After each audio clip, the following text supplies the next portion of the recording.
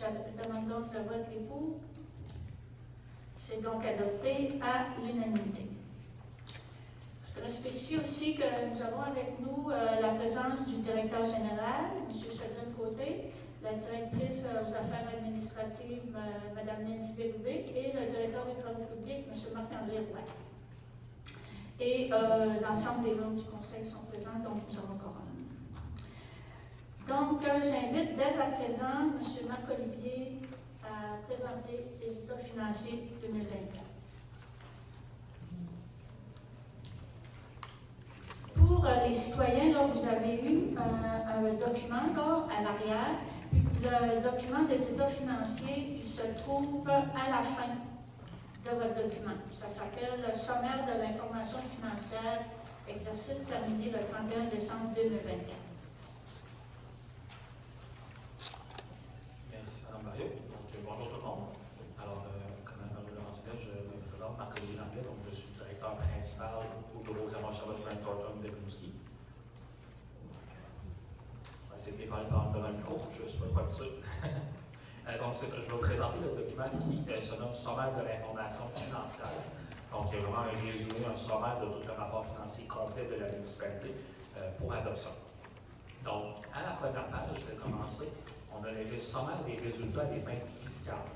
Donc, je vais voir, là, vous allez voir, il y a différentes colonnes qu'on va pouvoir suivre ensemble. Et également, par le milieu de chaque page, il y a des numéros de ligne. Donc, je vais aussi me référer de temps en temps là, à ces numéros de ligne-là. Donc, par exemple, à la première page, au sommaire des résultats à des fins fiscales, on a les deux premières lignes donc, qui composent les revenus de fonctionnement pour le fonctionnement général de la municipalité et ces revenus pour l'investissement, donc vraiment les revenus qui allaient été cherchés pour tout ce qui a été investi en infrastructure, en camion, pour tous les différents projets de l'année 2024. Donc, on peut voir qu'on a trois colonnes. Donc, le budget de 2024 à la gauche.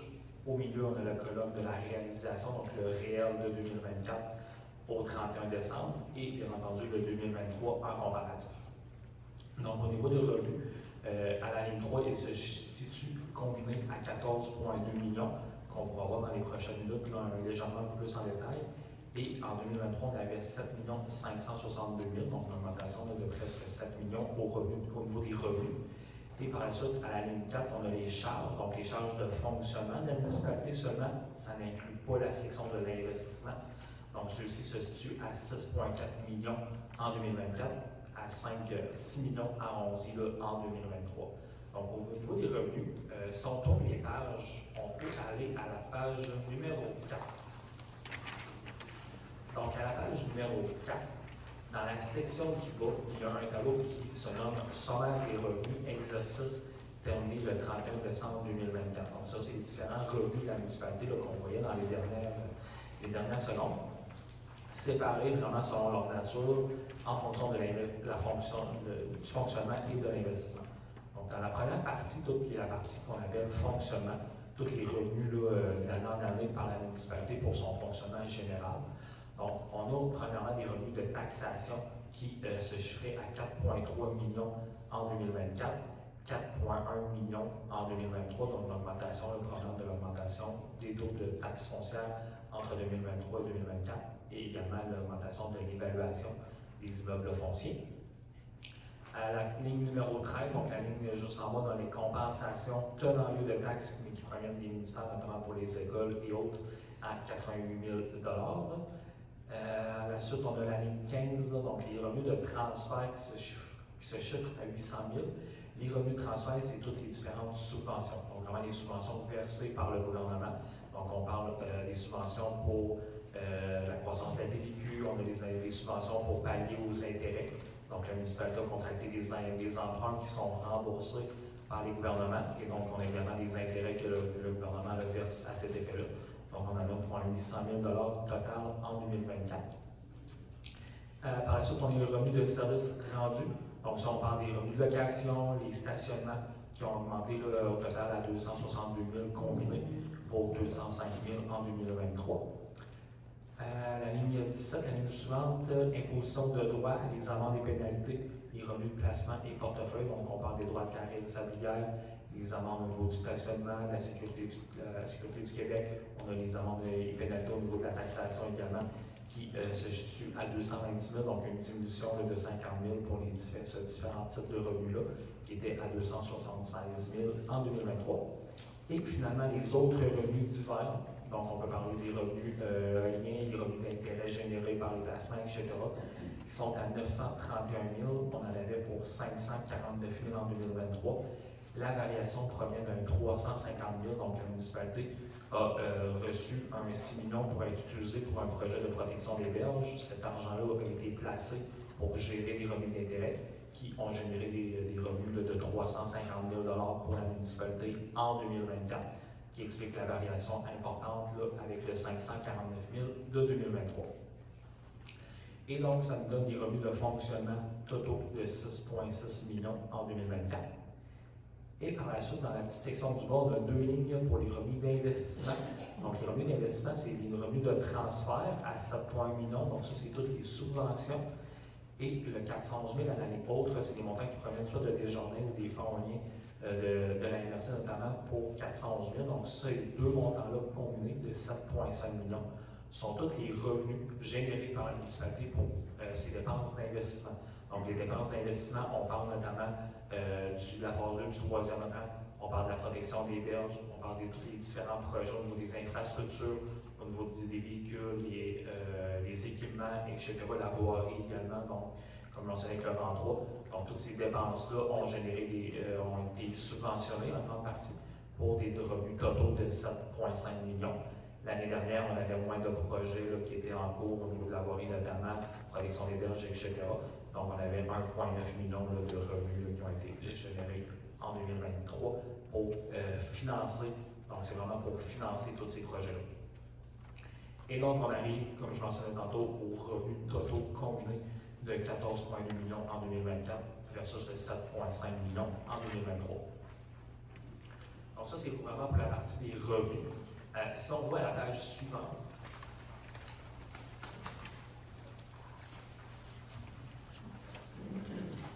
donc à la page suivante, on a le sommaire des charges. Donc ça, c'est vraiment toutes les dépenses de la municipalité en 2024. Donc, les deux premières colonnes, c'est avant l'amortissement des immobilisations corporelles.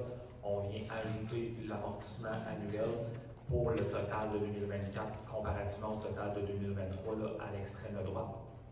Alors, à la ligne numéro 1, et toutes les dépenses qu'on pourra voir sont vraiment séparées par fonction au sein de la municipalité. Donc, la fonction de l'administration générale dans sa globalité, on a 1 157 000 de dépenses en 2024, 987 000 en 2023, quelques augmentations de dépenses, notamment une cote-part de la MRC là, qui a augmenté là, un peu plus cette année. Par la suite, on a la sécurité publique, donc les montants pour la police à 273 000.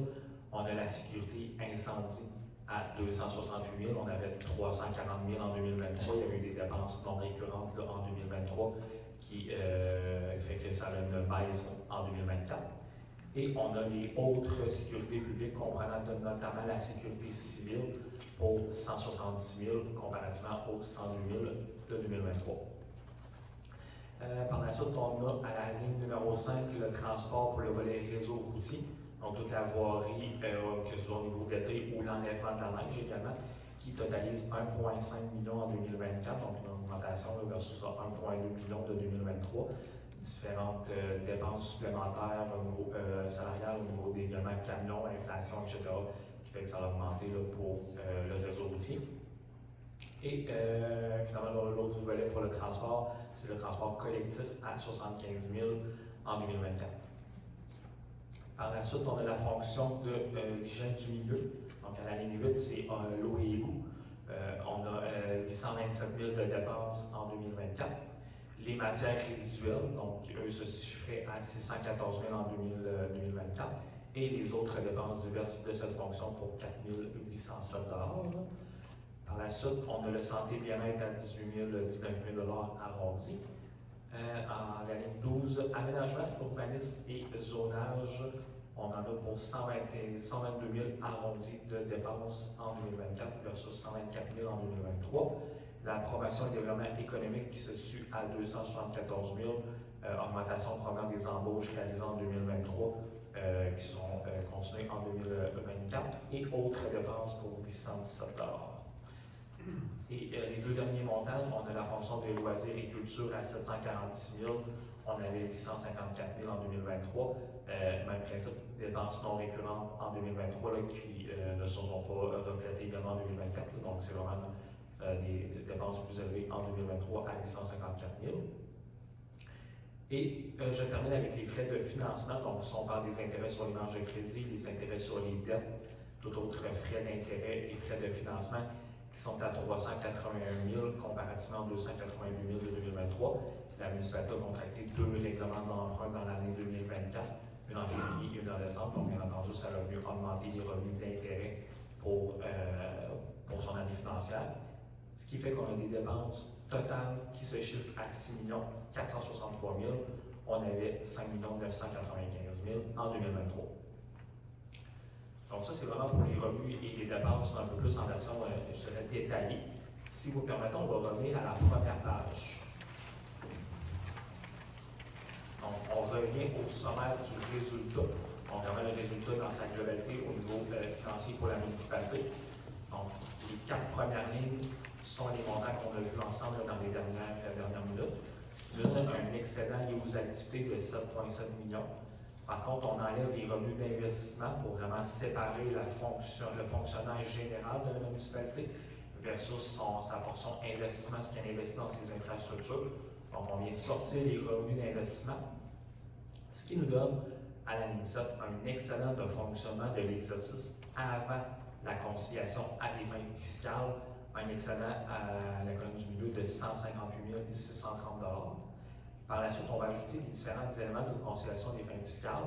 Les éléments de conciliation des fins fiscales, là, si je vais de manière écourtée, c'est vraiment un peu dire, c'est quoi les dépenses qu'on a ou les revenus qu'on a qui sont plus au niveau comptable, au niveau technique, versus qu'est-ce qui a été vraiment sorti du compte de banque, notamment. Donc, on vient enlever l'amortissement des immobilisations corporelles pour les montants des immobilisations qui ont été achetées dans le passé. On vient tenir compte des remboursements de la dette, donc vraiment le 412 000 que la municipalité a payé à sa charge pour les dettes à long terme.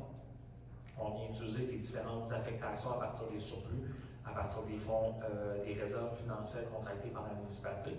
Donc, on vient faire ce petit jeu-là, ce qui vient créer à la dernière ligne, à la ligne 15, un excédent de fonctionnement de l'exercice à des fins fiscales de 766 000. L'année dernière, on avait 411 000 d'excédent, une variation de 355 000.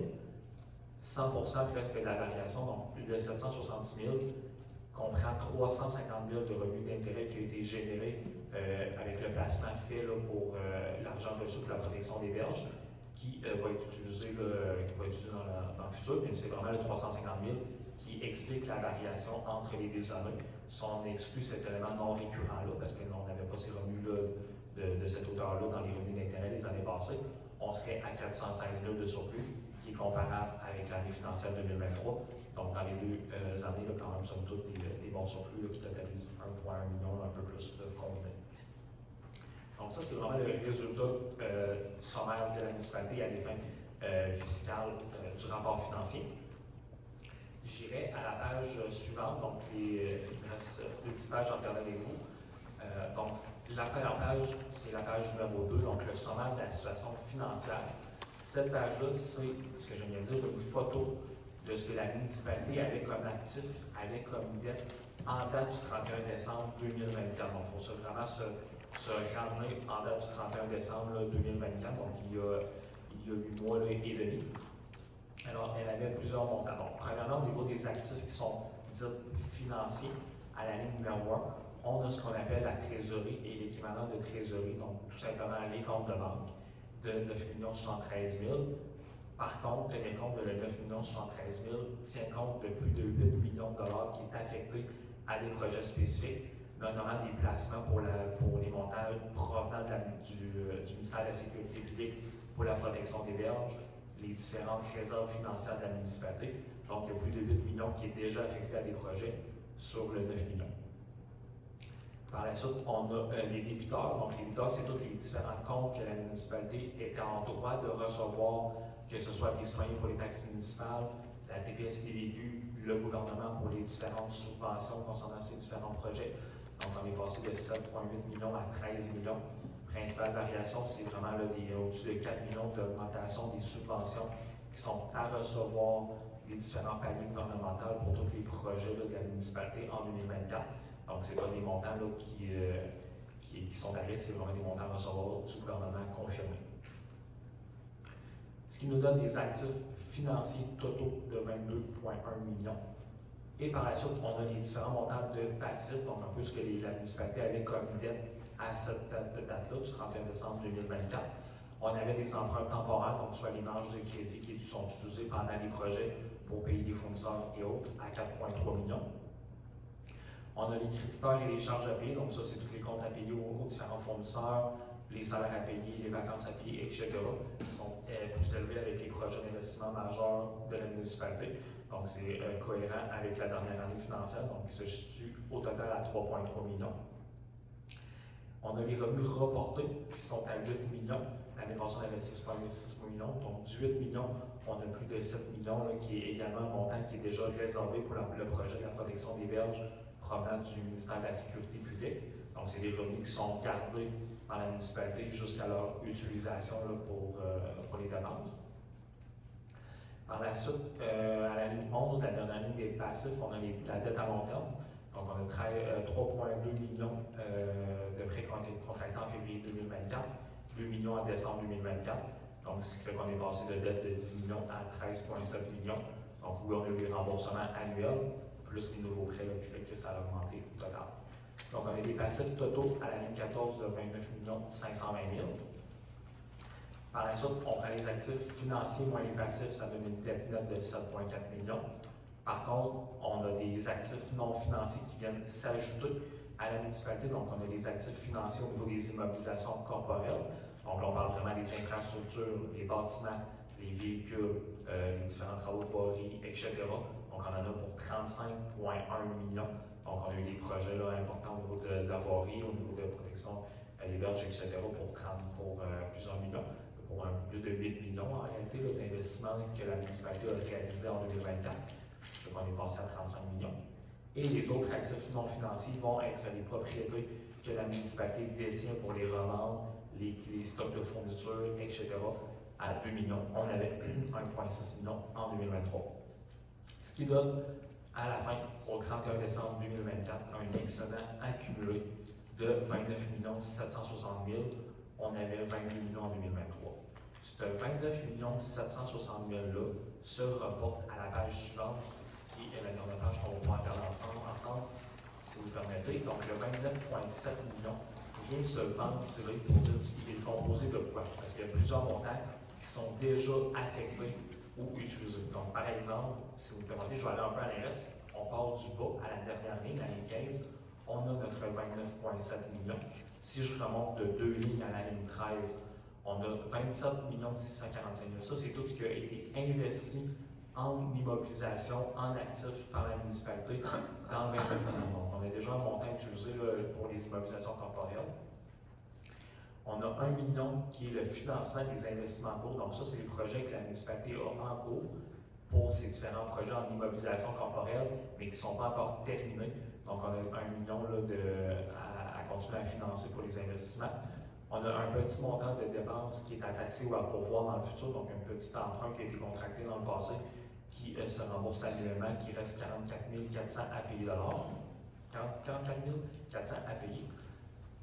Par la suite, à la ligne 9, on a un montant qui est réservé pour la tenue des élections. Donc, depuis quelques années, le ministère oblige les municipalités à contracter un montant à chaque année pour pallier aux dépenses en élection à venir. Donc, une élection qui va avoir lieu d'ailleurs dans les prochains mois. Donc, ce 15 000 pourra être utilisé là, pour pallier aux dépenses d'élection. On a un petit solde disponible pour des emprunts qui ont été contractés là, dans le passé, mais qu'on a un petit surplus de 18 000 Également, on a les réserves financières, donc les réserves financières qui est le fonds d'amélioration des infrastructures à 19 000 le fonds de développement immobilier à 56 000 Donc, c'est deux montants là, qui sont déjà réservés pour les fins spécifiques là, par la municipalité. Et je remonte à la première ligne, qui est l'excédent de fonctionnement non affecté, qui est ce qu'on peut, on aime bien dire, le surplus libre de la municipalité selon son surplus de l'année. Donc, on a eu un bon surplus cette année qui fait qu'on est passé d'un excédent non affecté de 547 000 à 1 013 000. Augmentation importante causée notamment par le 350 000 de revenus d'intérêt qui a été généré là, en 2024, qui est quand même un bon montant là, qui a augmenté l'excédent non affecté. Et donc, c'est pas mal ce que je vous présentais ce soir pour le résultat financier et le bilan financier en date, bien entendu, du 31 décembre 2024 pour la municipalité. Merci beaucoup, M. Langlais. J'avais donc une résolution que je vais lire, que je vais demander à un proposeur et à un appuyeur. Considérant le dépôt par le directeur général du rapport financier 2024, considérant le dépôt et la présentation du rapport du vérificateur externe Marc-Olivier Langlais de la firme Ramon Chabot Grant Thornton, il est proposé d'accepter le dépôt du rapport financier et le rapport de vérification externe 2020 pour l'année 2024. Madame Bellevue, vous êtes la proposeure, appuyée de M. Carrier. Est-ce qu'il y a des questions ou des commentaires de la part du Conseil? Ça va? Je vais donc appeler le vote des pour. C'est donc adopté à l'unanimité. Et je vais ouvrir une période de questions sur le bilan financier. Que vous pourrez adresser vos questions soit à M. Langlais ou à Mme Bellevue, qui est notre directrice. Vu qu'il n'y a personne qui se présente au micro, je vais fermer la période de questions. Et merci beaucoup, M. Langlais. On va vous libérer. Puis on se félicite parce que c'est un beau bilan financier. Un beau surplus. Un gros merci. Merci à tous. Merci.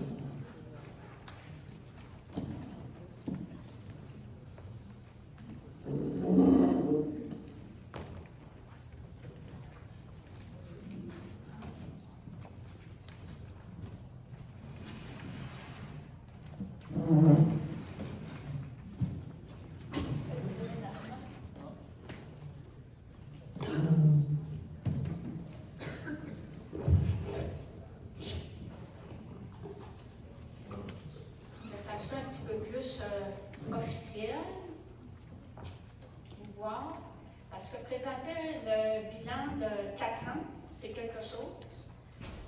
Puis on souhaitait que ça se fasse dans la journée. Ça fait que bonjour à vous tous. Aujourd'hui, c'est quand même avec beaucoup d'émotion, mais aussi avec une profonde reconnaissance que nous vous présentons notre bilan des 4 années qu'on a passées à vos côtés. Vous savez, lorsque j'ai choisi de me présenter à la mairie il y a 4 ans, ça a été un choix réfléchi. Une décision que j'ai prise avec le cœur. Je venais de passer un mandat comme conseillère et je souhaitais vraiment faire partie d'une équipe où il y aurait une bonne entente, une bonne collégialité, un partage des valeurs et des objectifs sur ce qu'on souhaitait pour le devenir de Saint-Luce. Parce que vous savez qu'être mairesse, c'est pas seulement gérer des dossiers, c'est pas seulement non plus signer des chèques, c'est pas seulement non plus prendre des décisions, c'est plutôt porter la responsabilité de notre communauté. C'est avoir à cœur le développement de sa municipalité. C'est penser à l'ensemble des citoyens. C'est aussi représenter notre municipalité auprès des différents paliers, que ce soit la MRC, les gouvernements provinciaux, fédéraux, les différents organismes. Il faut y mettre toute notre énergie, mais aussi beaucoup de temps. C'est aussi se mettre au service de nos concitoyens, voir le potentiel du développement de notre municipalité et la faire fructifier.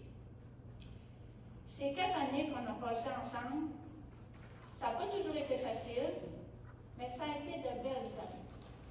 Des années qui nous ont permis de vivre différents moments ensemble, que ce soit des consultations, des discussions, des réunions, différentes activités ou événements qu'on a tenus. Lorsque je rencontrais des citoyens dans les différents commerces de la municipalité, au marché public, peu importe l'endroit, ça a toujours été des discussions constructive, de belles rencontres. Tout au long du mandat, j'ai vraiment rencontré des citoyens engagés et passionnés. J'ai rencontré des familles qui voulaient améliorer le sort de leurs enfants, des résidents, des futurs résidents aussi qui voulaient vivre à Sainte-Luce et y retrouver tout ce qu'il fallait pour avoir et maintenir une bonne qualité de vie. J'ai aussi rencontré des jeunes avec nos projets, que ce soit la semaine des tout-petits, la démocratie municipale avec les 6e années, grandir avec son arbre avec les premières années, les enseignants emballés, des gens pleins d'idées, pleins de rêves et pleins de potentiel. Ce sont ces rencontres-là qui nous nourrissent, qui nous inspirent et qui nous rappellent aussi pourquoi on s'est lancé en politique municipale. Durant ces 4 années, j'ai eu la chance de travailler avec une équipe exceptionnelle de conseillers et d'employés municipaux. Mais j'ai aussi pu compter sur l'implication précieuse des bénévoles. À chaque année, dans un souper, on souligne leur apport. C'est 200 à 250 personnes qui se présentent à ce souper. C'est un record dans les municipalités environnantes, puis je vous dirais qu'on fait beaucoup de choses. Ce sont ces bénévoles qui nous aident à faire avancer notre municipalité, parce que c'est ensemble qu'on réussit à moderniser. Et ce qui est important, c'est de le faire en préservant la beauté de notre municipalité et en préservant notre qualité de vie. On a entrepris différents projets, des projets structurants, en se disant toujours que derrière tout ça, il fallait maintenir et penser à l'être humain, aux citoyens, aux personnes qui vivent ici, et travailler toujours pour le bien-être de tous, penser à la collectivité. Mais comme dans n'importe quelle démocratie, l'unanimité est parfois difficile à atteindre. Mais il fallait aussi penser au futur de notre municipalité, à son développement. Parce que ne pas bouger, ce serait devenir une municipalité dortoir. Je suis certaine que ce n'est pas ce que les citoyens souhaitent. Ce n'est pas ce que les commerçants souhaitent et ce n'est pas ce que j'entends. Développer et maintenir des services de proximité, c'est un incontournable chez nous. On a d'ailleurs voté en juillet dernier un plan directeur d'aménagement et un plan stratégique de développement. Ces 2 plans-là, qui devront se mettre en place dans les 5 prochaines années, témoignent bien de la vision qu'on a de notre municipalité. Je vous invite à les consulter, ils sont sur le site web de la municipalité. Ce que nous souhaitons dans tout ça, c'est que chaque citoyen soit fier de son milieu. On souhaite accueillir de nouvelles familles pour enrichir notre communauté, renforcer notre économie locale dans chacun de nos secteurs, soutenir nos entrepreneurs et bâtir un avenir durable dans un bel environnement. Une priorité importante qu'on a eue au cours de ce mandat est entre autres la protection des berges, assurer la sécurité de notre plage, faire face aux intentions du ministère de la Sécurité publique qui nous proposait un projet qui mettrait en péril toute notre activité économique de bord de mer. Suite à une enquête qu'on a faite au printemps, le tourisme emploie 250 personnes à Sainte-Luce. C'est notre plus gros employeur. Des emplois directs. C'est donc une économie qu'on a à protéger. Mais on doit aussi protéger nos citoyens et leurs résidences qui vivent en bord de mer et qui sont à risque. Ce dossier n'est pas réglé, puis il fera encore couler pas mal d'encre d'ici à ce moment. Nous voulons aussi assurer la sécurité des citoyens, des cyclistes, des enfants, des personnes âgées, et nous en avons fait beaucoup en ce sens, particulièrement dans le dossier de la sécurité routière. Nous souhaitons aussi moderniser nos infrastructures municipales pour répondre aux différents besoins, placer les jeunes au cœur de nos actions. Ils sont notre avenir, notre fierté, et on voulait les faire participer au devenir de notre municipalité. Occuper nos jeunes, les maintenir en santé, pour nous, c'est important. On voulait aussi investir dans les sports et les loisirs, créer du dynamisme, des rassemblements. Ce qui attire les nouveaux arrivants, ça crée aussi un sentiment d'appartenance et ça solidarise l'ensemble des citoyens. On a fait une place prépondérante aussi à la culture. Ici, dans la salle de Philippe Antille, avec les différents aménagements. Notre scène extérieure sur le terrain du marché public. Nous pensons que ça peut faire de Saint-Luce une place importante pour la culture dans notre région. Un autre objectif était de renforcer la solidarité entre les municipalités de la MRC avec des projets de coopération intermunicipale. Ça nous permet de partager nos ressources, de collaborer ensemble et de diminuer les coûts. On a géré avec rigueur nos finances parce que chaque dollar investi compte. Je pense qu'on vient de vous en faire la démonstration avec la présentation des états financiers 2024. Ça a été la même chose pour les autres années. Nous voulions avoir une gestion transparente. Diverses actions sont faites en ce sens. On a mis sur pied des projets communautaires et pour ça, le Conseil, dès le début de notre mandat, a renoncé à ces jetons de présence. C'est donc un montant de 30 000 $ à chaque année qui est investi dans des projets communautaires. On a mis en place des moyens afin d'informer la population sur les décisions prises et sur l'évolution des dossiers afin de répondre aux commentaires qu'on entendait souvent. Les gens nous disaient, on ne sait pas ce qui se passe à la municipalité. Avec le coxillon qui sort à chaque mois, avec les nouvelles du conseil, je pense que les gens sont un peu plus informés. Mais tout ça, ça ne se fait pas seul. Le travail à la mairie, c'est un véritable travail d'équipe. Que ce soit des directeurs, au personnel administratif, personnel au développement, aux loisirs, aux travaux publics, à la sécurité incendie.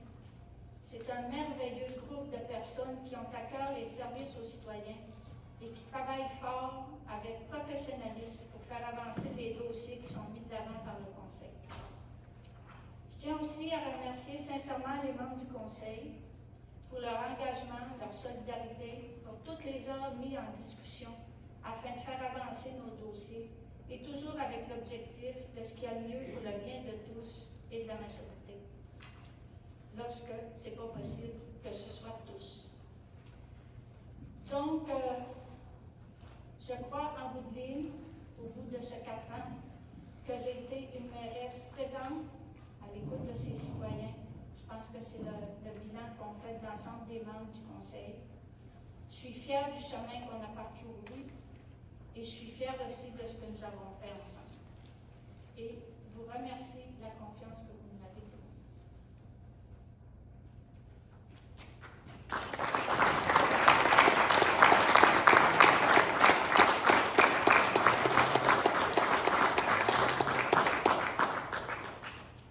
Je vous remercie.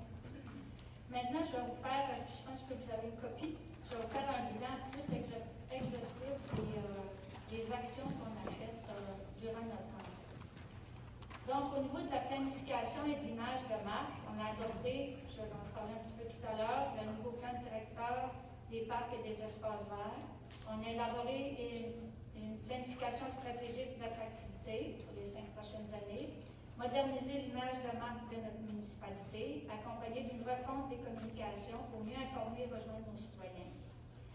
Il y a eu le lancement d'un nouveau site web qui est plus convivial et accessible, la mise en place de la publication mensuelle du journal Le Coxillon, j'en parlais tout à l'heure, conception et installation de 2 nouvelles enseignes marquant les entrées du secteur touristique de Saint-Luce-sur-Mer, une à l'est, une à l'ouest. Au niveau du développement des infrastructures culturelles et communautaires, nous avons une nouvelle politique de location de salles qui favorise la gratuité pour les organismes et les comités de Saint-Luce. Au niveau de la salle de Philippe Antil, mise en valeur par une programmation événementielle renouvelée, qu'on a appelé les premiers vendredis du mois.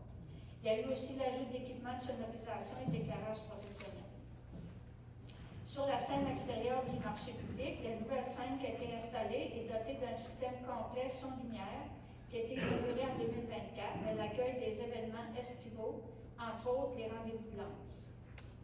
Il y a le projet Saint-Luce-sur-Mer raconté par le fleuve, qui est une approche narrative territoriale sur l'impressorium, mais aussi les chantiers de Goélette qui étaient jadis à Saint-Luce et les changements climatiques. Donc, vous savez que les travaux ne sont pas encore commencés. On a 5 entrepreneurs à coordonner. On a la garantie que ça va commencer d'ici peu. là, je dis plus de date parce que je suis partie de la Saint-Jean-Baptiste, puis je pense qu'à tous les mois, je disais une nouvelle date, mais c'est sûr que ça commence cet automne, ça va se mettre en place. Ensuite, il y a le symposium Les Sculpturales, qui est maintenant un comité de la municipalité. Les Sculpturales, avec particulièrement l'événement de cet été, c'est devenu un événement fort dans la région, là, avec les arts publics, les spectacles. C'est vraiment une vitrine aussi pour nos artistes locaux. Il y a eu l'ouverture de la Maison des Jeunes dans le secteur d'Useville. Il y a eu la reprise de la distribution des paniers de Noël, ainsi que l'organisation de la guignolée, pour offrir un soutien à nos familles dans le besoin, tout en maintenant un esprit de solidarité dans notre municipalité. Collaboration du Conseil avec les organismes aux différentes activités publiques, que ce soit la fête nationale, le marché public, le concours des châteaux de sable, Salon du livre, fête des bénévoles, les 50 ans. Il y a eu un panneau d'affichage lumineux pour diffusion d'informations municipales et des conseils de sécurité routière. C'est un panneau qui est subventionné, qui est déjà commandé, donc qui va être mis en place au mois d'octobre. Gestion budgétaire et finances. Il faut se rappeler qu'au début de notre mandat, 2021 et 2022, il y a eu un gel de taxes, des fois on oublie. En 2023, alors que tout de suite après la pandémie, alors que le taux d'inflation était à son maximum, était à 6,5, on a eu une augmentation ici à Saint-Plus de 3,5. En 2024, un autre 3,5. Et en 2025, suite à la hausse des évaluations, on a eu une baisse du taux de taxe de 1,5 à 79 sous du 100 d'évaluation. Le fonds des élus, comme je disais tout à l'heure, par la renonciation au jeton de présence, c'était 30 000 par année qui ont été réinvestis dans des projets. Il y a eu la scène extérieure qui a été totalement financée par ce 30 000 $-là. La surface de deck hockey, il y a un 30 000 qui a été mis là aussi. Le skatepark et le futur terrain de volleyball de plage qui va aussi se mettre en place dans le secteur d'Useville. Monsieur le directeur des travaux publics, les travaux commencent cette semaine, mais ça devrait se finaliser dans la semaine prochaine. Ensuite, il y a eu la mise en place du stationnement payant à Lens-aux-Côtes. Donc, ça aussi, ça a été un exploit. Les vignettes étaient gratuites pour les résidents. Les revenus ont été réinvestis lorsqu'on a mis les stationnements payants. Dans le règlement qu'on a fait, les surplus devaient être investis dans les infrastructures touristiques, ce que nous avons fait. Il y a eu des montants pour la gestion des aides, la couche de confort, la nettoyeuse de plage, les loisirs. Il y a eu l'achat d'une voiture électrique pour les agents de stationnement. Au niveau de la voirie, de la sécurité et de l'équipement, il y a eu une modernisation de la flotte municipale. À notre arrivée au conseil, depuis plusieurs années, il n'y avait pas eu d'achat de fait au niveau du matériel roulant, entre autres. Ça fait qu'on a dû optimiser les différentes voitures, pas voitures, mais camions, camions de déneigement, camions incendie, balais aspirateurs, etc. Et ça a été fait pour améliorer le rendement, mais aussi pour améliorer la sécurité de nos travailleurs. Ensuite, après plus de 20 ans sans travaux majeurs, on a débuté la réfection du réseau routier dans notre municipalité, en grande partie dans le secteur d'Useville. Il y a un investissement de 1 million qui a été fait. Donc, il y a une mise à niveau de diverses rues, dont la rue Goulet, Louis-Ross, Gagnon, l'Angois, ça c'est dans le secteur sur mer, la rue Irénée-Thibault qui va être faite prochainement, la rue Bouchard, la rue Thibault dans le secteur sur mer aussi, qui aussi va être faite dans les prochaines semaines. Puis un court segment de la route du fleuve Est qui a été fait. Il y a eu un réaménagement des trottoirs dans le secteur d'Useville pour un montant de 100 000 $ qui était subventionné. Là, en 3 Est et Ouest, des travaux de réfection de 11 millions qui ont été subventionnés à 92 %. Il y a une planification en cours pour un nouvel édifice municipal qui comprendra un volet administratif, mais aussi un volet communautaire qui serait subventionné à 78 %. Il y a eu la rénovation du toit de l'église du secteur Luseville, un montant de 115 000 $, ça a été subventionné. Réaménagement de la côte de Lens pour 350 000 $, aussi subventionné. Il y a eu la reconstruction complète de la rue des Érables pour un montant de 1 400 000 $. Là, on parle de partiellement subventionné avec ce qu'on appelle la TEC. Il y a eu des travaux de mise à niveau des étangs d'épuration et de la fusion des postes de chlore. Ça aussi, ça se poursuit. Nous sommes toujours en attente de décision finale du ministère. Il y a une consultation citoyenne qui se fait pour l'acquisition d'adoucisseurs d'eau. Les résultats vont être connus d'ici peu. Installation de bornes électriques dans nos 2 secteurs. Il y a eu l'achat de matériel pour la sécurité routière, des panneaux, des radars intelligents, des voleurs. On a eu une subvention de 180 000 $. Donc, tous ces achats-là sont subventionnés à 80 %. On a eu une entente avec le ministère des Transports pour sécuriser la piste cyclable entre le secteur Luseville et Saint-Plus-sur-Mer. Pour tout, il y a eu le lancement aussi des démarches pour la reconstruction de la route du fleuve, avec l'objectif d'y intégrer un corridor sécurisé pour les piétons et les cyclistes. Ces travaux-là devraient, il y a différentes subventions qui existent. Les travaux d'appartage sont commencés, ça va être déposé lors du prochain conseil. Ensuite, au niveau de l'eau potable, les travaux se poursuivent avec des experts afin d'assurer à la population un approvisionnement en eau de qualité et en quantité suffisante. Il y a des études qui ont été faites pour évaluer les impacts des changements climatiques aussi sur notre ressource en eau. Le réseau d'eau continue d'être amélioré de façon permanente pour minimiser les pertes. Il y a une collaboration aussi qui est faite avec des professionnels et nos agriculteurs pour protéger et gérer la ressource en eau. Il y a l'acquisition du terrain de la pisciculture qui avait été envisagée pour sécuriser l'approvisionnement en eau. Mais ce projet, comme vous le savez, n'a pu être réalisé en raison d'une décision de la CPTQ. Mais il y a des discussions qui se poursuivent actuellement avec des partenaires municipaux et des experts afin de trouver des solutions durables et innovantes pour l'approvisionnement en eau. Ça, au fur et à mesure que ça se développera, vous serez informés, ça sera présenté aux citoyens. Au niveau du littoral et de l'environnement, on a 20 résidences qui avaient été reconnues par le ministère de la Sécurité publique comme présentant un risque lié à l'érosion des berges, soit qu'elles ont été déménagées ou démolies, et nous avons procédé à la vente des terrains qui étaient laissés vacants. Et tout ce projet-là a été subventionné par le ministère de la Sécurité. Au niveau de la recharge de plage, il y a eu la phase 1 qui s'est faite en 2022, donc 700 voyages de camions qui ont été amenés sur la plage pour la protection. C'était principalement pour la protection des infrastructures, donc c'est ce qu'on a appelé la petite recharge. Il y a une phase 2 qui est prévue, qui a une portée beaucoup plus large, qui est sur 2 km, qui protégerait 160 résidences.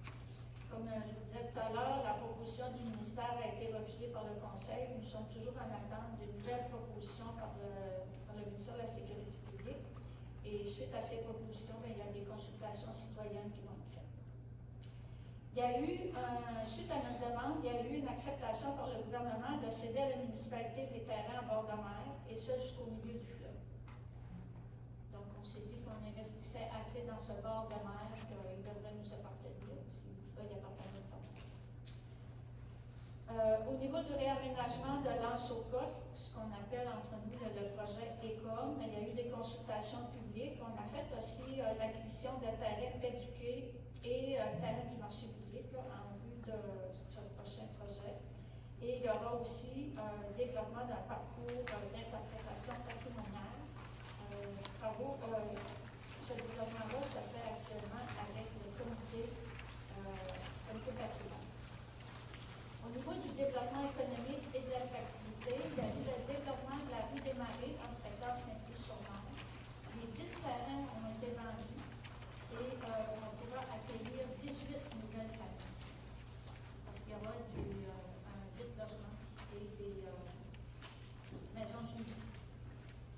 le développement de la fraisière dans le secteur Louisville pour 2026, en écoquartier, pensé pour les familles et le bien-être collectif, qui pourra accueillir jusqu'à 80 foyers. Donc, le plan d'urbanisme sera présenté lors du prochain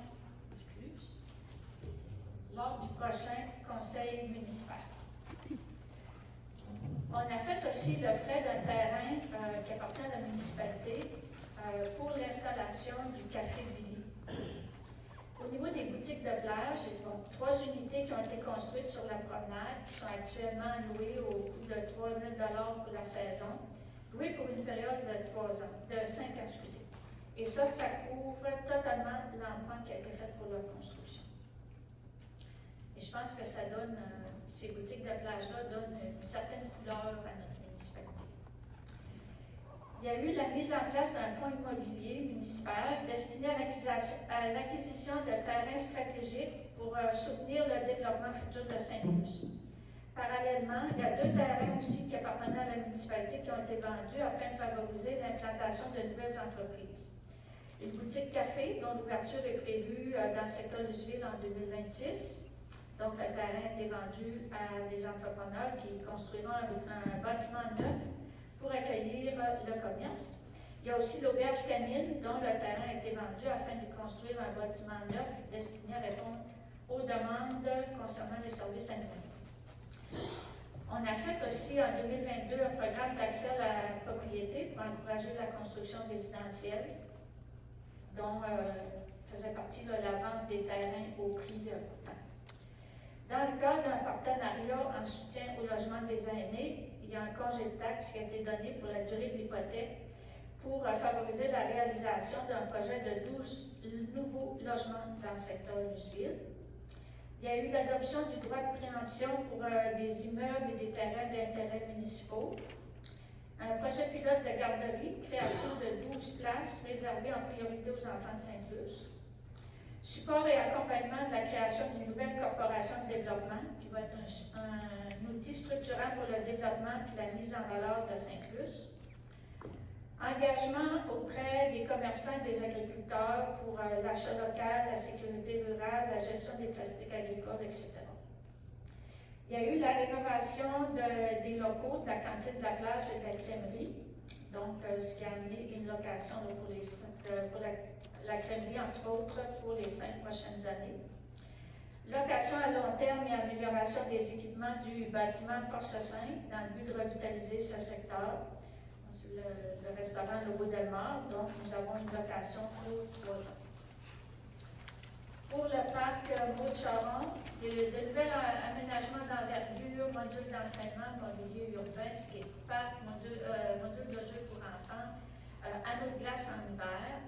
Donc, ça représente la fierté que nous avons d'avoir Maud-Charon comme citoyenne et une médaille olympique. Tantôt, on va voter le moment où on fera l'inauguration officielle. Il y a 2 nouveaux modules de jeux pour enfants, une dans le secteur Louisville, l'autre dans le secteur Saint-Luce-sur-Mer. Nouvelle surface multisport dans le secteur Louisville, la patinoire qui peut se convertir en deck hockey l'été, en pickleball et basketball. Il y a un nouveau terrain de volleyball, comme je vous disais, qui va se mettre en place d'ici les prochaines semaines. Ce terrain-là est payé avec les jetons du conseil. Il y a 3 ensembles d'équipements de volleyball de plage qui ont été mis à la disposition du public gratuitement pour jouer sur la plage dans le secteur Saint-Luce-sur-Mer. Il y a rénovation et modernisation du gymnase avec ajout d'une salle d'entraînement. On a eu une subvention de 800 000 $, donc les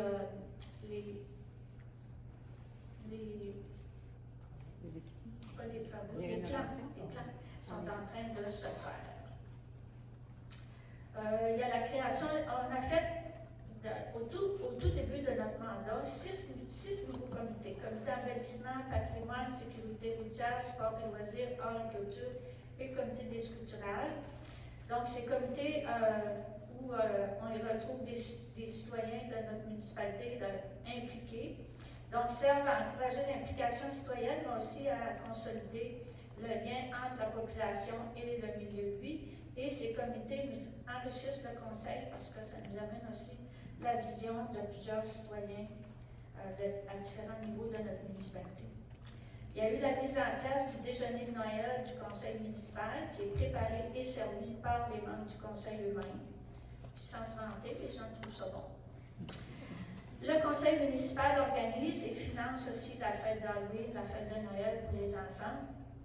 Et il y a eu la mise en place de plusieurs activités jeunesse, la semaine des tout-petits pour valoriser la petite enfance, un projet de démocratie municipale avec les élèves de 6e année pour les initier à la participation citoyenne, puis grandir avec son arbre, c'est pour les élèves de première année où chaque enfant a été planté son arbre puis va pouvoir le voir grandir en même temps. Ensuite, au niveau de la gouvernance et de la réglementation, on a adopté une politique environnementale accompagnée d'un plan d'action concret qui a été développé en collaboration avec un comité de citoyens. Ensuite, on a conclu aussi la signature d'une entente sur les conditions de travail d'une durée de 5 ans avec nos employés et les pompiers. Il y a une démarche aussi d'équité et de relativité salariale qui a été mise en place et réalisée pour favoriser l'attraction et la rétention de notre personnel. Au niveau de l'urbanisme, il y a eu plusieurs ajustements au niveau du zonage, que ce soit pour les garderies, dépanneurs, usages agroforestiers, zones de villégiature, camping, résidences de touristes. On a un projet aussi pour les installations septiques pour offrir une aide financière et remboursable. Ça, c'est dans les zones non urbanisées. Il y avait plusieurs PIIA qui ont été mis en place. On a aussi débuté une étude pour le droit de préemption étendu aux fermes. Ça, c'est des discussions qu'on a avec nos agriculteurs. Consultation active aussi avec les citoyens et les acteurs économiques sur les changements sur le zonage et les plans d'urbanisme. Donc, à chaque fois, il y a des consultations qui se font auprès des citoyens. Il y a des interventions aussi qui sont faites auprès de la MRC pour que le prochain schéma d'aménagement soit vraiment plus adapté aux nouvelles réalités de Sainte-Luce. Et on a le déploiement de partenariats intermunicipaux, donc avec Montjoly pour les équipements incendie, avec Sainte-Flavie pour le déneigement et avec le Haut-Pays pour la prévention incendie. Ces collaborations-là facilitent l'accès à des subventions, puis ça diminue aussi nos charges financières pour les citoyens. En conclusion, au cours de ces 4 années, le Conseil a su bâtir des infrastructures solides, investir avec rigueur dans le développement durable et mettre en place des mesures concrètes pour protéger Sainte-Luce afin de garantir sa prospérité, la qualité de vie des citoyens et pour les générations à venir. C'est un petit peu long, mais on en a fait beaucoup, je pense, dans ces 4 années. Et là,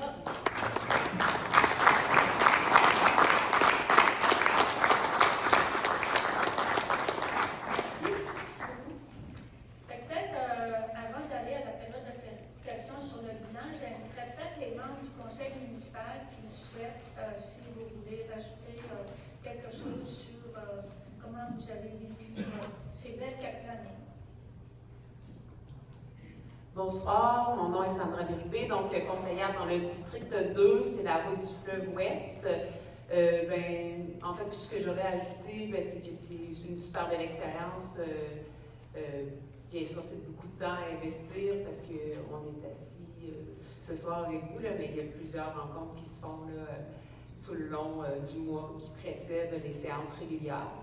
Donc, mais ça se fait vraiment d'une belle manière. On prend des décisions toujours dans l'objectif de la communauté et puis avec vraiment l'idée de faire pour le mieux, avec l'information qu'on a à ce moment-là. Puis il faut toujours garder en tête qu'on est des humains aussi, puis comme dans nos vies normales, l'information qu'on a, des fois on prend une décision, puis le mois plus tard, une nouvelle information arrive, puis on a dit « Ah ouais, peut-être si j'avais su ». Donc dans ce contexte-là, il n'y a rien qui est parfait. Par contre, à chaque fois qu'on prend une décision, on la prend au meilleur de la connaissance qu'on a, puis avec vraiment la conviction que c'est la bonne décision, en ayant eu des discussions avec nos collègues. Donc, je pense que c'est important d'être conscient comme population que c'est ça, qu'il faut que quelqu'un fasse ce job-là. Hein. Fait que c'est pas toujours facile, mais que c'est somme toute très valorisant. Donc, merci. Puis, il manquait seulement le comité ressources humaines. Dans le comité. Comité ressources humaines. Merci, bonne soirée.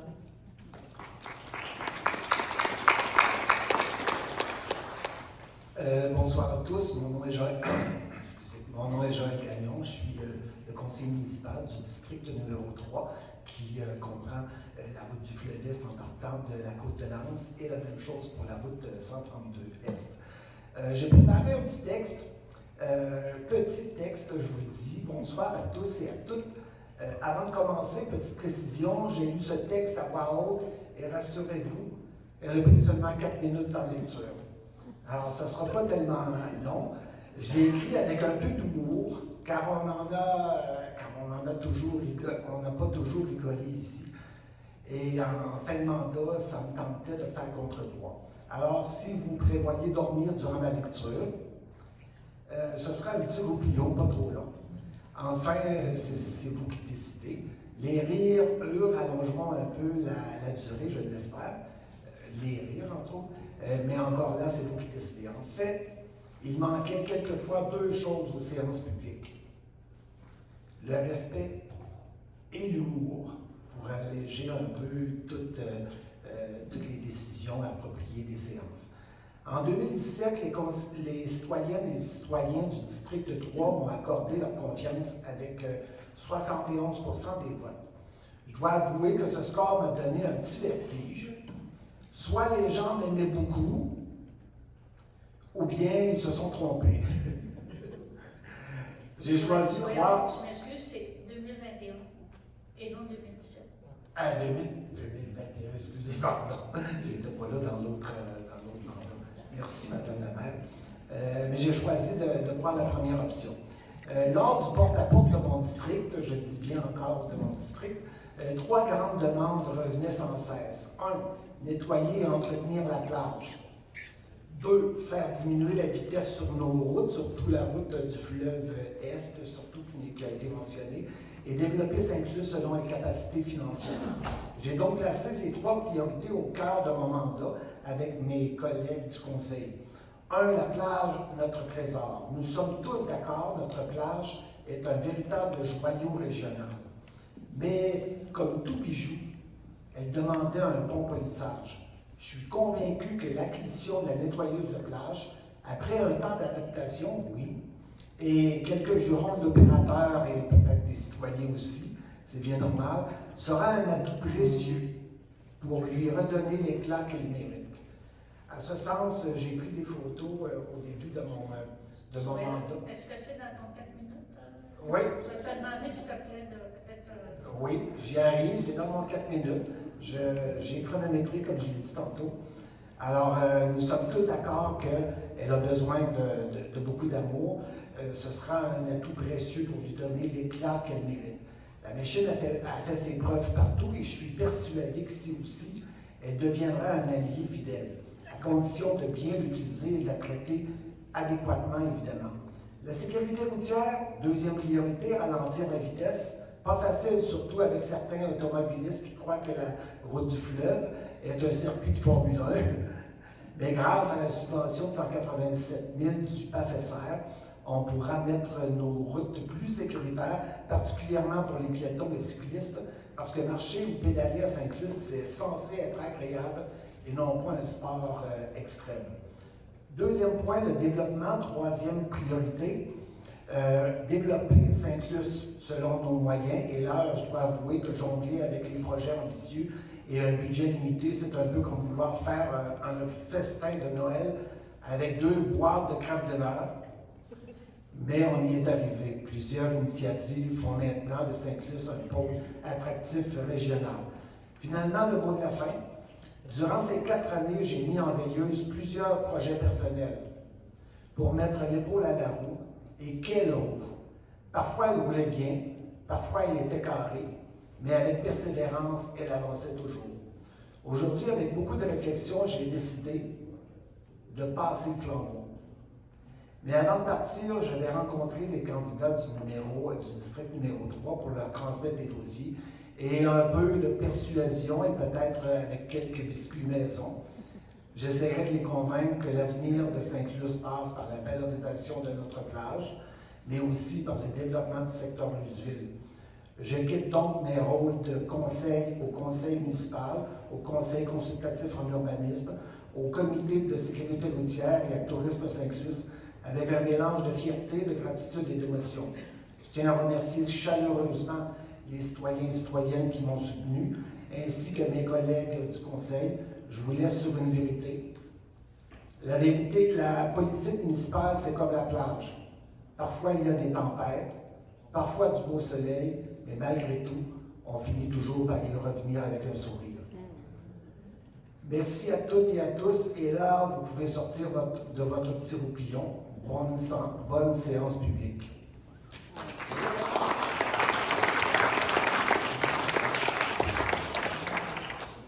Bonsoir, mon nom est Rodrigue Saint-Laurent, district numéro 5. C'est boulevard Saint-Alphonse et côté ouest du secteur Luceville. D'abord, je remercie les gens qui m'ont fait confiance à l'élection 2021 et j'annonce ce soir que j'ai besoin de vous pour la prochaine élection car je me représente. Je vais appuyer la candidature au district numéro 5.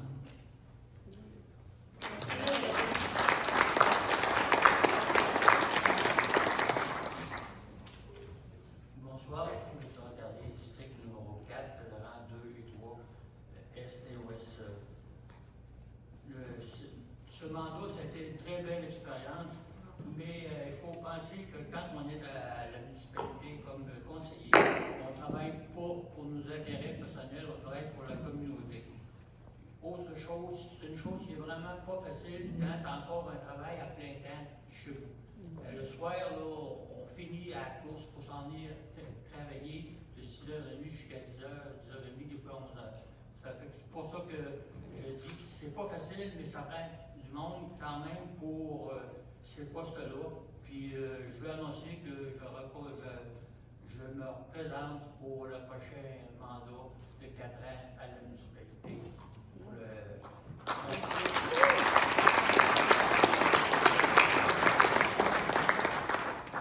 Bonsoir, Marie Côté. Alors, c'était du district 6, c'est-à-dire la partie est de la rue Saint-Alphonse, du secteur Luceville, aller vers jusque le deuxième rang est. Et, écoutez, je suis un peu comme tous mes collègues, là, je remercie la population de m'avoir fait confiance pour l'élection du mandat qui va se terminer au mois d'octobre. Alors, ça a été une belle expérience et j'ai beaucoup de fierté d'avoir pu participer aux travaux de la municipalité pour le mieux vivre à Sainte-Luce de tout le monde. Alors, j'ai participé au comité embellissement. Je suis contente des réalisations, de fleurir les entrées de la municipalité, d'avoir participé à proposer. Et encore là, on est en train de faire une proposition qui s'en vient là, sur l'ajout des croix de chemin pour s'assurer qu'on leur fait une beauté parce qu'ils ont été un peu délaissés depuis plusieurs années. Et on veut s'assurer également que pour Noël, la décoration soit à la hauteur et illumine nos entrées et notre municipalité. Et j'ai participé également à l'environnement, au comité ressources humaines et au comité budget. Mais je ne vais pas en dire plus, là, je pense que ce soir c'est assez long, tout le monde dit son petit mot. Mais je suis vraiment fière d'avoir participé. Puis écoutez, tout le monde exprime s'il se présente ou pas. Alors moi, je ne me représenterai pas pour la prochaine élection. Alors, je vais me consacrer à mes autres engagements et je travaille encore à temps plein. Donc, j'ai beaucoup de boulot tout le temps. Mais je fais confiance à la relève et je sais que ça va être sur une note positive que la nouvelle élection va se faire. Merci à tout le monde.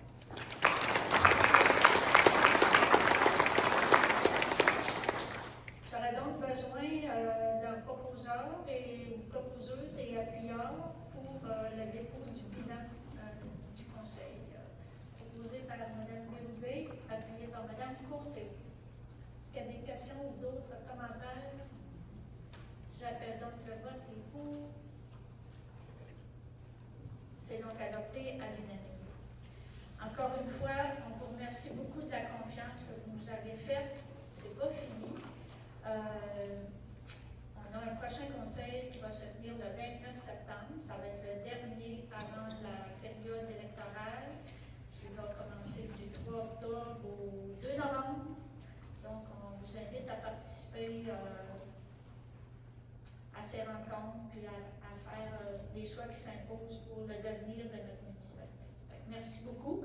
Puis, on va continuer avec les autres points du conseil.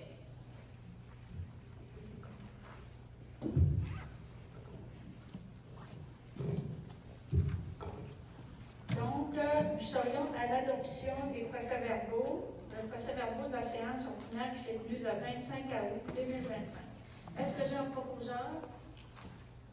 Madame Côté, appuyée là.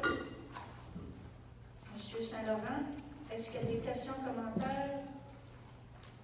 Ça reflète nos décisions. Donc, peut-être dans le procès-verbal, il faudrait enlever le nom de M. Victor Carrier qui était absent. C'est ça une petite modification. Ça va? Donc, j'appelle le vote du pour. C'est donc adopté à l'unanimité. Ensuite, il y a l'adoption de la séance extraordinaire du 2 septembre. Est-ce que j'ai un proposeur? M. Gagnon, appuyé de d'un côté. Questions, commentaires? Ça reflète nos décisions? Les pour? C'est donc adopté à l'unanimité aussi. Les points de finances, comme je vous disais, sont reportés au 29 septembre. Là, on a un avis de motion pour déposer un projet de règlement qui est relatif à la tarification incitative. Donc, ça concerne toute la question de la collecte des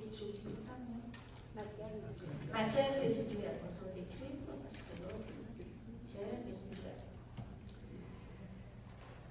Donc, c'est le dépôt d'un projet de règlement qui vient de la MRC, qui va être adopté par l'ensemble des municipalités, parce que tout ce qui est au niveau de la collecte des matières résiduelles, on a transféré notre responsabilité comme municipalité à la MRC de la Métis, et la MRC de la Métis est en régie avec la MRC de la Matapédia. Okay, donc, c'est maintenant un regroupement là, qui gère toute la question des matières résiduelles. Fait que, il y a un plan conjoint de gestion de matières résiduelles de la MRC de la Matapédia et de la Métis qui a une orientation en gestion des matières résiduelles dans le but de respecter, voire dépasser les objectifs nationaux et tenter de faire diminuer la quantité de matières résiduelles qu'il y a, particulièrement à cause des coûts. Dans ce plan conjoint, une des mesures générales est d'analyser la mise en place d'une tarification incitative uniforme pour l'ensemble du territoire, pour l'ensemble des résidences et les industries et commerces. Selon une étude qui a été faite en 2024, le tri des matières résiduelles, là on parle du bac vert. Okay? Donc, le tri des matières résiduelles n'est pas optimal. Il reste encore beaucoup de matières organiques de récupération et de résidus de construction dans le bac à déchets.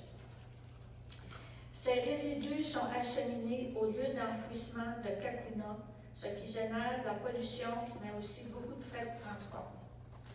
Le prix de l'enfouissement à Kakuna en 2025 est de 191 $ la tonne et augmente d'année en année. Donc, au niveau de la loi, la municipalité de Sainte-Luce a le pouvoir d'imposer, de prélever des taxes foncières, des taxes spéciales, des tarifications pour ses services municipaux.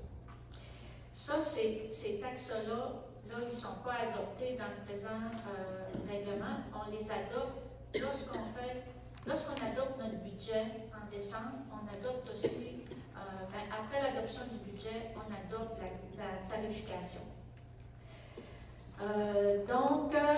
Les municipalités peuvent adopter ce règlement et que nous déposons aujourd'hui.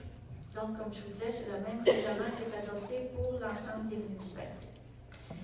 Donc, le règlement décrète le fonctionnement de la tarification sur le territoire de la municipalité de Sainte-Luce afin d'encourager un changement de comportement à l'égard de l'utilisation du bac à déchets et de réduire l'impact environnemental. Ça va s'appliquer aux bacs roulants de 240 et 360 litres. Donc, c'est pour les déchets résidentiels et commerciaux et les conteneurs à déchets. Ce règlement-là s'appliquerait dans toutes les municipalités de la MRC de la Métis et de la MRC de la Matapédia à partir de 2026. Donc, il y a une somme qui serait déterminée par chaque municipalité selon notre règlement pour chaque unité de logement, ferme ou commerce qui ont des bacs roulants qui bénéficient du service de collecte de déchets, qu'elles soient utilisées ou non. Ce prix inclut un maximum d'un bac de 360 litres par unité d'occupation. La fréquence régulière pour la collecte de déchets est de 18 collectes par année, soit une fois aux 3 semaines. On parle toujours du bac-bac. Pour chaque bac supplémentaire, il y a des frais qui se référaient au règlement qui s'appliqueraient selon les municipalités. Les bacs supplémentaires devraient avoir une vignette spécifique à l'année en cours, apposée à l'avant du contenant afin d'être collectés. En cas d'absence de la vignette, ceux-ci ne seraient pas ramassés.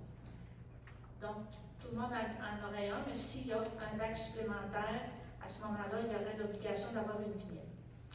Le prix des vignettes serait établi selon le règlement de taxation de la municipalité. Il s'appliquerait au tarif régulier de janvier à septembre et à moitié prix pour la deuxième période, soit d'octobre à décembre. Il n'y aurait pas de remboursement qui serait donné là, en cas d'arrêt de l'utilisation de la vignette. En cas de bris, de perte ou de vol, il y a des frais dont on parle de la vignette.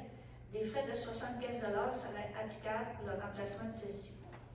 Les étiquettes contrefaites seraient strictement interdites. Un citoyen pris en défaut pour s'exposerait à un constat d'infraction pouvant atteindre 500 $. Pour les immeubles qui auraient plusieurs unités d'habitation, la régie ferait parvenir par la poste une vignette pour chaque bac roulant supplémentaire directement au propriétaire de l'immeuble sans frais supplémentaires. Pour les rues où il est impossible pour l'entrepreneur de connecter les deux côtés de la rue et qui nécessite un déplacement des bacs, de l'autre côté, les propriétaires recevraient une vignette à apposer sur leur bac roulant à déchets afin qu'ils puissent être collectés et ça sans frais supplémentaires. Une nouvelle vignette serait fournie automatiquement par la régie à chaque début d'année selon le nombre d'unités d'habitation inscrites au relevé de taxes d'une propriété. Il serait exigé une compensation pour la collecte et la disposition des déchets des institutions, des commerces et des industries et des grands utilisateurs qui serait établi de la façon suivante.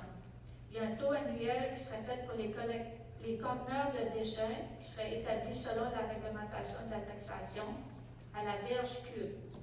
La tarification annuelle serait établie en tenant compte de la dimension du conteneur et le nombre de collectes annuelles selon la formule qui serait établie. Et là, les grands utilisateurs pourraient choisir le nombre de collectes qu'ils auraient dans l'année, soit 26, 52 ou 50. Ensuite, pour l'année en cours, il y a une compensation. Ça c'est pour les bacs verts. Là, je vous parle des bacs bruns. Donc, pour l'année en cours, il y aura une compensation pour la collecte et la disposition des matières organiques qui serait établie de la façon suivante.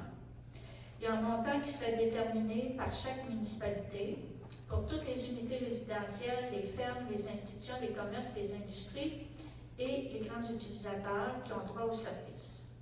Pour les chalets qui sont desservis à l'année, il y aurait un montant qui serait établi là, par la taxation de la municipalité. Puis pour les chalets qui sont de façon saisonnière, le montant serait aussi établi là, selon le règlement de taxation de la municipalité. Pour les cueillettes additionnelles, un requérant utilisateur de conteneur pourrait demander une modification de la fréquence des collectes. Une entente devra être faite entre la municipalité et le propriétaire et la tarification serait au prorata. Un restaurant, par exemple, une épicerie pourrait avoir besoin de plus. Il y a une facturation additionnelle qui s'appliquerait aux détenteurs de conteneurs transrouillés. Roll-off. Demandez-moi pas à quoi ça ressemble. Le montant serait facturé en fonction du nombre de voyages exécutés selon le tarif. Ensuite, le montant serait facturé en fonction du tonnage de déchets selon l'année en cours présent dans le règlement de taxation de la municipalité pour couvrir les coûts d'enfouissement.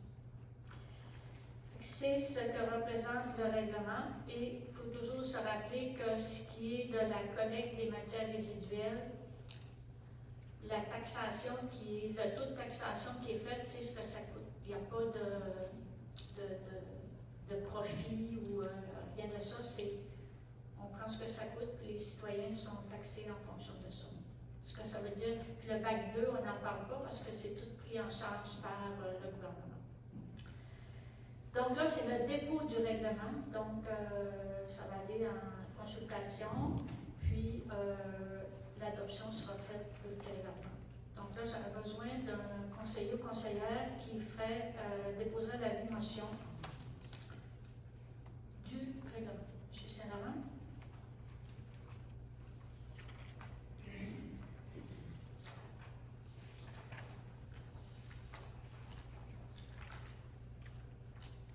Monsieur le directeur général, pour le dépôt, est-ce qu'on a un proposeur et un secondaire? Non, c'est le dépôt aussi. Fait que, M. Saint-Laurent, il y a la motion, mais est-ce que vous acceptez de faire le dépôt du projet aussi? Tout à fait.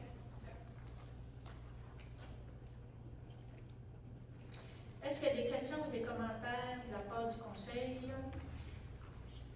Donc, il n'y a pas de vote, puis que c'est un dépôt. Ensuite, on serait au point 7.3, qui est l'autorisation de signature de contrat avec Mme Desrosiers sur la rue Lucia Fréchette. Donc, la proposition est de vendre à Mme Aline Desrosiers pour la somme de 460,41 $ avant taxe. Le lot numéro 6 676 447.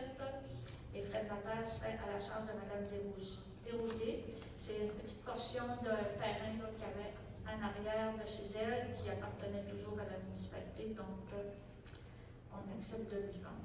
Est-ce que j'ai un proposeur? Madame Bébé, appuyée de Chicago. Questions, commentaires? J'appelle le vote des pour. C'est donc adopté à l'unanimité. Ensuite, demande de commandite de l'Association du cancer de l'Est du Québec. L'Association du cancer, c'est un organisme qui contribue au mieux-être des personnes dans notre région, aussi à de nos citoyens qui sont aux prises avec cette terrible maladie. L'association nous a transmis une demande d'appui pour soutenir leur service. Donc, la proposition qui serait faite, ça serait d'offrir gratuitement l'utilisation de la salle Louis-Philippe Antille avec la section cuisine à l'association pour un événement caritatif qu'elle souhaite tenir au printemps. Proposé par M. Saint-Laurent, appuyé par Mme Béliveau. Est-ce qu'il y a des questions, des commentaires? Ça va, j'appelle le vote des pour. C'est donc adopté à l'unanimité. Ensuite, le rapport 2023 sur la gestion de l'eau potable. C'est un rapport qui a été déposé au Conseil. Il sera disponible sur le site web. Et je vais inviter M. Chagrin Côté, directeur général, de en faire un résumé. Bonjour. Donc, pour ce qui est du rapport sur l'eau potable, c'est le rapport sur la gestion de l'eau potable. C'est dans le cadre du bilan de la stratégie municipale d'économie en eau potable. Donc, en gros, les grandes lignes du rapport, là, mais des relevés qui ont été prises tout au long de l'année 2023. Là, c'est un rapport de ces données-là qui ont été transmises au ministère, puis un plan d'action de la municipalité a aussi été transmis au ministère des Affaires municipales et de l'Habitation, puis transaction-là a été acceptée par le ministère. Donc, les grandes lignes, c'est que finalement, on va continuer à maintenir notre réseau pour prévenir les fuites. Les habitations de la municipalité consomment de manière raisonnable. Donc, le gouvernement avait fixé des cibles à atteindre pour la quantité d'eau potable utilisée par résidence. Puis, les résidences de la municipalité étant en deçà de la limite imposée par le gouvernement. Et puis, dans le but d'augmenter l'économie en eau potable, il y a également des compteurs d'eau qui devront être installés dans les prochaines années. Donc, avant 2026, pour les commerces, les institutions, mais également pour des résidences. Une soixantaine de résidences vont avoir des compteurs d'eau pour qu'on puisse avoir un meilleur suivi de la consommation d'eau potable dans la municipalité. Donc, comme Mme la mairesse le disait, le bilan est plus explicite que ça quand même. Donc, si les gens sont intéressés, ils vont pouvoir consulter le bilan sur le site de la municipalité. Merci, M. Côté. J'aurais donc besoin d'un proposeur pour adopter le rapport 2023. Madame Côté, M. Carrier. Est-ce qu'il y a des questions, commentaires? J'appelle le vote et pour. C'est donc adopté à l'unanimité. Ensuite, la nomination d'un inspecteur en cours d'eau. C'est la MRC de la Métis qui s'est vu confirmer la juridiction exclusive des cours d'eau sur son territoire. C'est une loi qui est en vigueur depuis le 1er janvier 2026 et la MRC exige qu'on désigne un employé qui peut retirer sans délai toute obstruction qui constitue une menace à la sécurité des personnes ou des biens dans un cours d'eau sous sa juridiction. Donc, dans l'entente que nous avons avec la MRC, nous prévoyons une personne qui peut remplir cette fonction. Donc, la proposition serait d'informer la MRC que l'employé municipal qui exercerait cette fonction serait M. Louis-Jérôme Pelletier, qui est titulaire du poste de superviseur en travaux publics et qui a une expérience aussi importante au niveau de l'eau potable, la gestion des cours d'eau. Est-ce que j'ai un proposeur? Appuyez le. Je calme. Questions, commentaires? Ça va, j'appelle le vote des pour. C'est donc adopté à l'unanimité. Paiement du décompte progressif pour les entreprises d'Auteuil dans le rang 3. Donc, le contrat qui a été donné à l'entreprise d'Auteuil et Fils pour la réfection d'une portion du rang 3. Nous avons eu le 31 août Mme Joanie Lafrance de la FQN qui nous recommande le paiement. Donc, la résolution serait d'accepter le décompte progressif numéro 1 au montant de 610 238,16 $ à la compagnie entreprise d'Auteuil et Fils pour la réfection d'une partie de l'emploi. Proposeur, M. Carrier. Appuyé de M. Sénat. Questions, commentaires? J'appelle le vote et pour. Donc, adopté à l'unanimité. Au niveau de la sécurité publique, on n'avait rien. Au niveau du développement, inauguration du parc Maud-Charon. Donc, au niveau de la municipalité, les travaux sont en voie d'être complétés dans le parc Maud-Charon. Le Conseil souhaite souligner officiellement l'ouverture du parc et mettre en valeur les nouvelles installations auprès de la population. Le Conseil souhaite aussi la présence de Maud-Charon à cet événement. Donc, la date a été choisie en fonction de ses disponibilités. Donc, la proposition est d'autoriser l'organisation d'une inauguration officielle du parc Maud-Charon jeudi le 23 octobre à 13h30.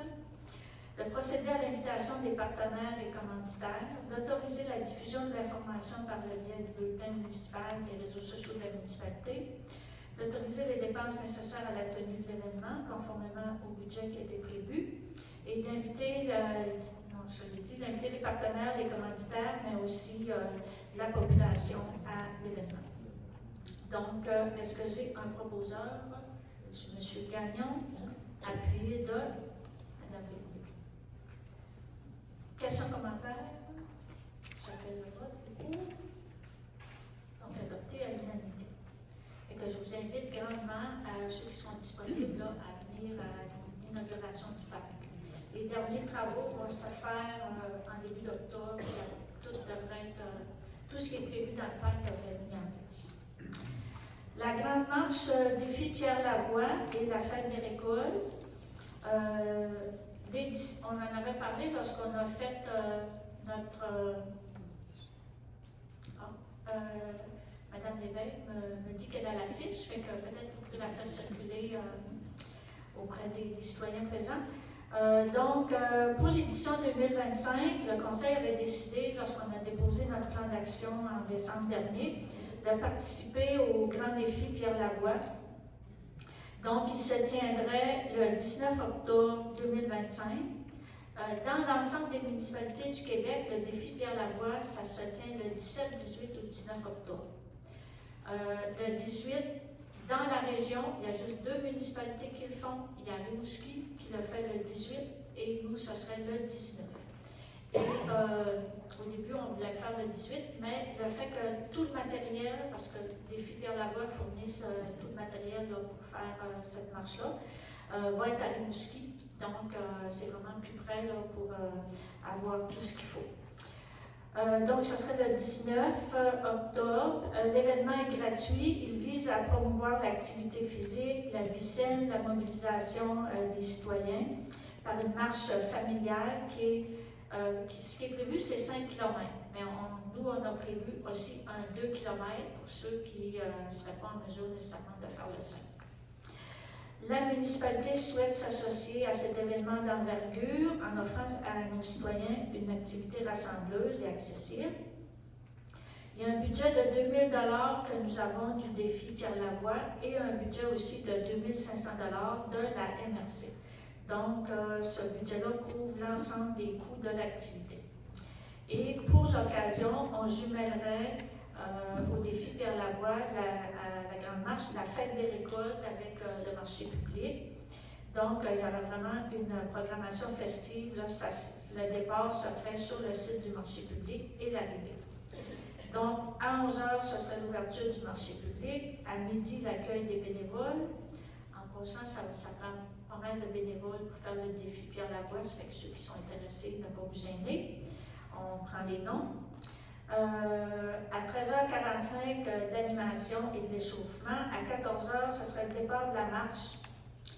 16h, le retour avec un spectacle avec Festibus. Il y aura une épluchette de blé d'Inde et une dégustation de mets mexicains avec l'Ovo d'Almor. Donc, la résolution est que la municipalité de Sainte-Luce participe officiellement à l'édition 2025 de la grande marche du défi Pierre Lavoie qui se tiendrait le 19 octobre 2025. La municipalité invite l'ensemble de la population à participer à cet événement gratuit et rassembleur. Le jumelage de l'événement avec la fête des récoltes est entériné, permettant aussi d'offrir aux citoyens une journée complète d'activités familiales. La municipalité autorise aussi la diffusion d'informations et de communications relativement à l'événement, notamment dans le journal municipal et les réseaux sociaux. Et la municipalité lance aussi une invitation particulière aux nouveaux arrivants. Donc, qu'est-ce que j'ai en proposeur? M. Gagnon, appuyé de M. Saint-Laurent. Est-ce qu'il y a des questions, des commentaires? J'appelle le vote. Pour. C'est donc adopté à l'unanimité. Je voudrais, parce que le défi Pierre Lavoie, ça me fait penser de souligner que Mme Sandra Bérubé a participé hier au marathon et a fait 42,2 km. Fait que je crois que ça fait une belle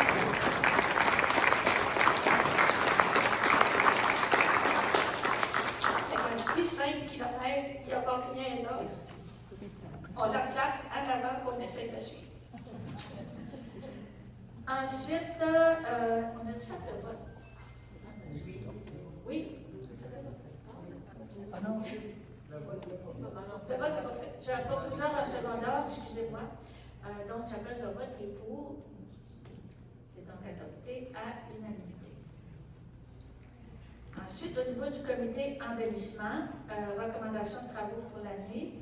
Madame Côté nous en a parlé un petit peu tout à l'heure. Donc, proposer d'accepter les recommandations de travaux pour l'année 2025 et de les intégrer à la planification annuelle des travaux publics. La proposition vise particulièrement l'aménagement des croix de chemin et la décoration pour le temps des fêtes. Donc, est-ce que j'ai un proposant?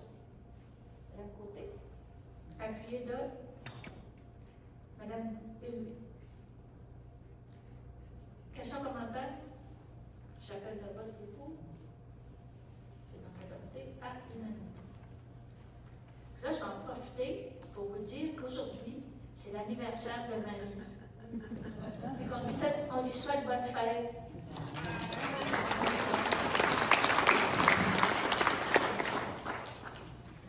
Merci. Ensuite, le contrat de Mme Bélinda Lévesque. Le contrat a été échu, c'est un contrat annuel qui a été échu depuis le 14 août. Mme Lévesque occupe les fonctions de directrice au développement économique et communication. Donc, on désire assurer la continuité des dossiers et des projets en cours. Donc, la proposition est de poursuivre le contrat jusqu'au 31 décembre 2025, qui est dans la fin de notre année financière. Donc, tout ça fera partie du prochain budget. Donc, la résolution d'autoriser le directeur général et la maire à signer au nom de la municipalité le contrat de travail de Mme Lévesque jusqu'au 31 décembre 2025. Posé par Mme Béloué, appuyé par Chicarie.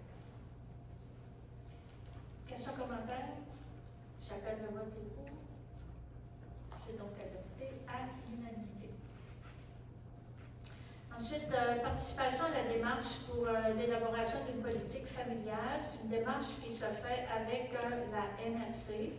Donc, c'est le ministère de la Famille qui met ça en place, mais c'est coordonné par les MRC. Donc, on souhaite participer à cette démarche. Par contre, on ne peut pas déposer de demande de soutien financier parce que nous l'avons déjà eu comme municipalité en 2011.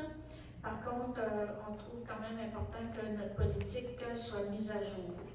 Donc, la MRC nous demande une résolution qui confirme notre participation à la démarche collective qui est coordonnée par la MRC pour l'élaboration d'une politique familiale municipale. Et nous proposons que le Conseil nommera ultérieurement une personne responsable des questions familiales pour assurer le lien avec la MRC. Puis la présente résolution sera soumise à la MRC pour confirmer notre engagement comme municipalité. Est-ce que j'ai un proposeur, Mme Béloubé? Appuyez de Mme Côté. Questions, commentaires? J'appelle le vote des pour. C'est donc adopté à l'unanimité. Ensuite, résolution d'appui pour le Club des 50 ans et plus pour le programme Nouveaux Horizons. Donc, c'est le gouvernement du Canada, par le biais de ce programme-là, qui offre une aide financière pour soutenir les projets communautaires, pour favoriser le mieux-être et la participation active des personnes de 50 ans et plus. Le Club des 50 ans et plus souhaite déposer un projet qui vise la tenue de formation d'ateliers et de conférences et l'acquisition d'appareils afin d'aménager un petit espace de gym pour l'équipement de gymnastique pour un montant total de 25 000 $. Donc, ce projet contribue à briser l'isolement, à promouvoir de saines habitudes de vie, à améliorer la qualité de vie. Donc, la résolution est que la municipalité de Sainte-Luce appuie la demande d'aide financière déposée par le Club des 50 ans dans le cadre du programme Nouveaux Horizons, projet communautaire 2025, autorise le directeur général à signer pour et au nom de la municipalité tout document nécessaire à la réalisation de cette demande et la municipalité reconnaît l'importance de ce projet pour la santé, l'inclusion et le bien-être des aînés de notre communauté. Est-ce que j'ai un proposeur? Je suis Saint-Laurent. Appuyé de Chicago. Est-ce qu'il y a des questions ou des commentaires? Non. J'appelle le vote des pour. C'est donc adopté à l'unanimité. Donc, nous n'avions pas de correspondance, nous n'avions pas d'affaires nouvelles, nous sommes donc rendus à la période de questions. Donc, j'invite les personnes qui avaient des questions adressées au conseil à le faire. Et tout à l'heure, je pense que j'ai passé outre, on devait faire une période de questions sur le bilan. Puis, j'ai comme oublié. Fait que je vous permets à la période de questions si vous avez des interrogations. Fait que là, j'ouvre la période de questions sur les sujets prévus au conseil de ce soir. Ceux qui avaient des questions, vous présentez au micro, vous vous nommez, puis vous dites votre question.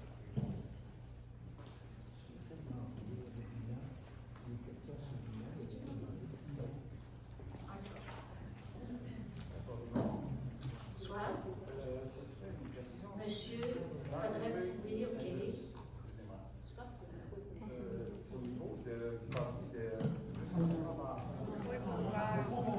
Je pense que le micro est ouvert.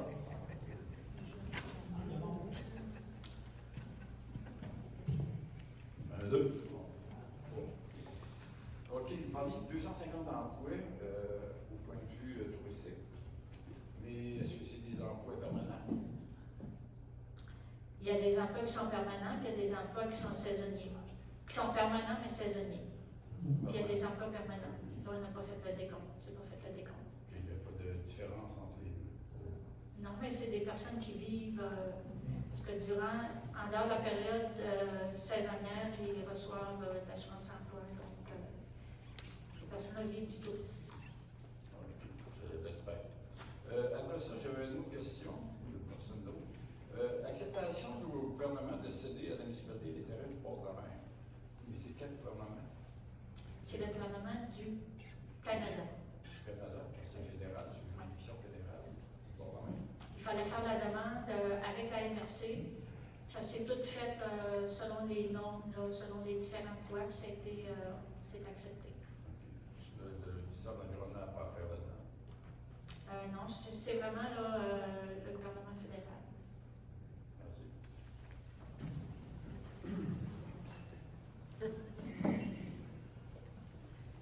Bonsoir, François Gagnon-Lévesque, Saint-Luce.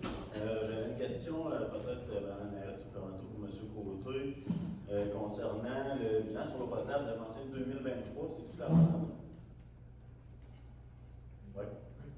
Puis je me demandais aussi, il y avait la mention de 60 résidences avec des comptoirs d'eau. Je me demandais pourquoi 60 et pas l'ensemble des résidences? Y a-t-il une raison spécifique? Je vais inviter M. Côté à répondre. C'est une cible qui a été fixée par le ministère. Puis est-ce Donc, que c'est. tous les commerces vont devoir en avoir. Mais pour le résidentiel, c'est d'avoir un portrait général.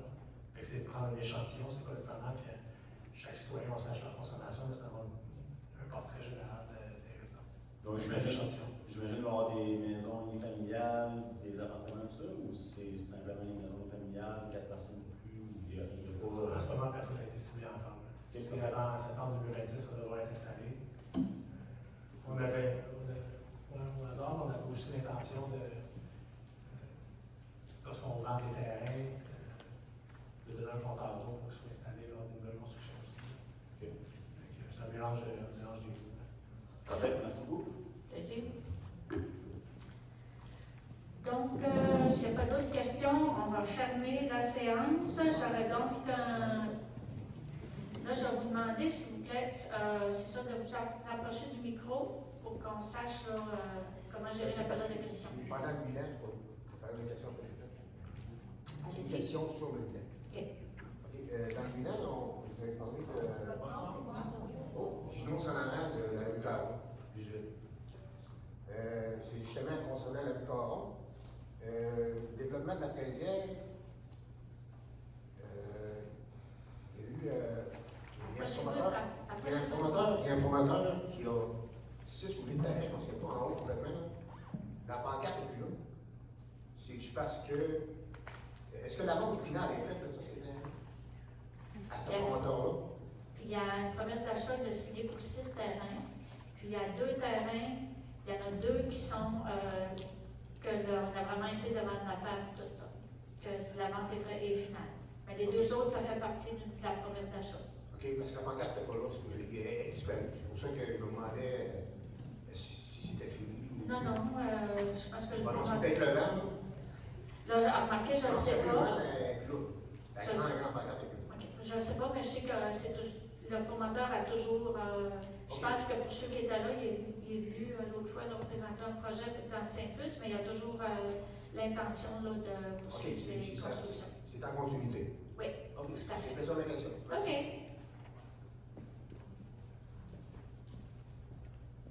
Bonsoir, Maddy Guénette Claveau. Ma question pour le parc Jaron, as-tu bien compris que la date, c'est le jeudi 23 octobre? Oui.